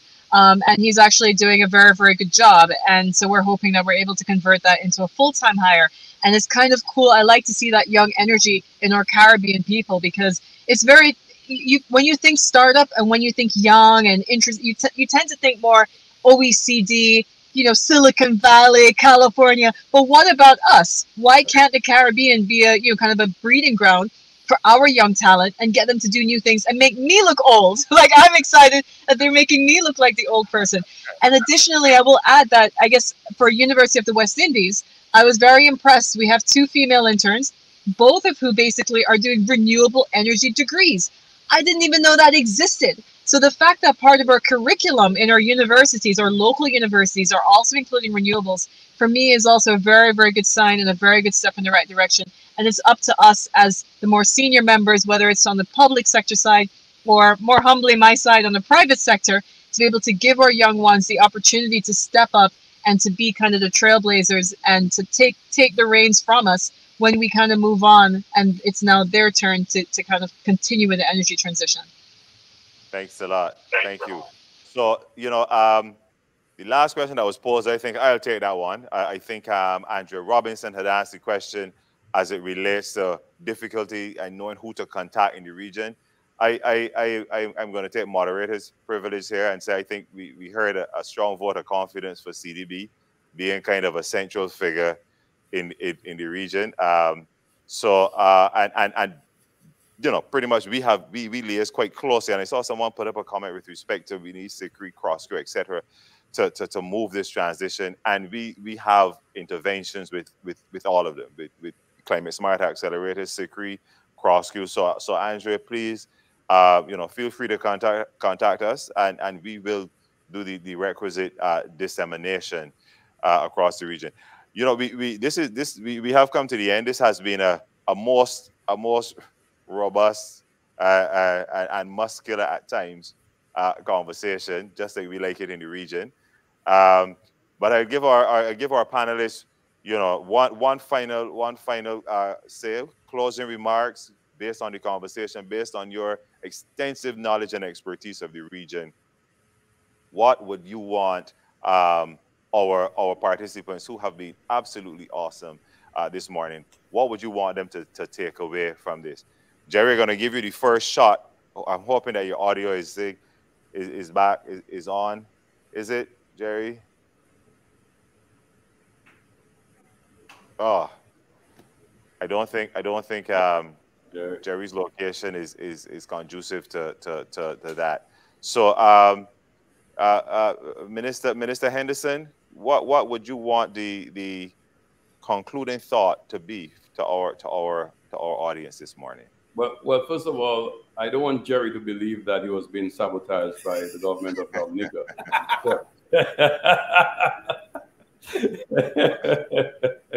But we don't have those capabilities. Maybe Trinidad and Tobago does. But Minister Young is saying, speak for yourself. I am staying quiet and listening to Minister Henderson. But I want to thank you. I want to thank you, Daniel, and you've been an excellent moderator. Thank you so much for that. And I want to thank CDB for the format. I think very often we really rush through a lot of stuff. We don't get the opportunity to develop points as we have. And Mr. Young, I suspect we have some work to do together. Correct. We have a good vibe going, good connection, good. And I'm sorry I couldn't be in Trinidad and Tobago yesterday. I joined very briefly, and Raquel, I have to thank her for her invitation and for organizing this. But I want to say, though, in the region, we really need to think regional. I think with all of this conversation, I mean, comrades, let's be fair to ourselves. You cannot move from a situation where outside of Trinidad and Tobago and now Guyana that producing oil, you're buying oil and gas from outside of your country. Now you have a resource that you can harness to help your country, to develop your country, and we keep depending on people from outside our region to do that for us. There is no big science, and I'm saying this, loosely, in wind energy, in solar energy. I mean, this is not the expansive and extensive investment in geothermal, both in terms of technology and capital. I mean, this is essentially using, our sun or wind to power our homes, and our businesses. We need to take control of this, and we must resist people coming from outside giving us the impression that this thing is so easy. And every time a country comes to help you, they bring in all the private sector to descend upon us, as if to say we don't know how to connect two panels. If I need to connect two panels, I can call Gary. If I need to put a megawatt of solar power there, I'm sure Gary can do that for me. I have Devon there. I mean, the point is, we need to build up our regional private sector to take over that transition. And this is why, Minister Young, I agree with you. And I'm saying this not because this is a CDB platform, but because I believe we have to use our development bank in the region to pull this together, to make sure that we have the right regional capacity to do that transformation, because there are people in the region. Absolutely. And there are private investors who would be very happy to invest in some of these projects if we give them the opportunity, if we reach out to them, and if we include them in the conversation. So it doesn't seem to be just governments doing their thing. And I finally will say, we need to do the transition well-informed, and the work that CICRI, CDB are doing with the IRRPs, looking at this integrated approach, looking at the resources, and looking at what is the best approach for that transition. We need to focus on that and not get carried away by people pressuring us to increase the amount of renewables. I mean, to what end? Correct. To what end? So Minister, thank you for that. I want to give the other panelists, I think we don't 15 seconds. Minister, I endorse what Minister Henderson has said. Daniel, you've been an excellent moderator. CDB, thank you for this opportunity. On closing, CDB, the mandate is yours. Pick up the baton now and pull it together. That last point that Minister Henderson raised, how, from an investment point of view, I want to give CDB this challenge. You be the entity to look at the region and to put together a potential investment off of the plant and machinery in different CARICOM islands. So you pull together that hedge fund, that whatever fund it is, that persons with private sector money can invest in, and that money will then be used to put down the plant that is needed, be it in renewables or whatever else throughout the rest of the CARICOM. Don't let it be the big banks, a Citi or a Credit Suisse or whoever coming in and telling us we could do it. You all have that intellectual capacity. You have the support of the various governments. Thank you. Pick up the baton, run with it. You have our support. Well, Minister Young, putting my hand up and accepting that challenge on behalf of the bank. Thank you for that. I didn't see Angela there. I think she may have had Angela to. dropped off, unfortunately. She may have had to drop off. Jerry, this is your last bite at it. Are you with us? Can you hear me? If not, yes, man. Yeah. Hey guys, listen, Daniel. In the Bahamas right now, we have this hurricane storm that was tropical storm came off of Mexico. So we had water spouts, we had tornadoes, we've had tremendous flooding. Right now I'm dealing with climate change, guys. And so the reality of this renewable energy discussion is, if you guys don't do something quickly about climate change, all of us came on different ships, but as Martin Luther King said, we all came on different ships, but now we all in the same boat. So I'll end by saying we have to get moving, because climate change is going to wipe us all out if we don't do something to help ourselves. That's it for me. Daniel, excellent. Thanks. Everything about CDB, you know I agree with. And if I can make it happen with my private sector group of investors, my utilities, etc., we'll help you along the way. Thanks, guys. And thanks, so all that's left for me to do is to thank our, share stage with you. Thank you so much. Let me just thank our panelists for an excellent conversation. Thank you for the robustness. Thank you for the points put forward. This is the beginning of the next phase. And CDB, we stand ready and will, as the minister said, take the baton and run with it. Thank you to our audience for the great insights. And all that's left for me to do really is to say, stay well, God bless, and thank you so much. Thank you all. Thank you.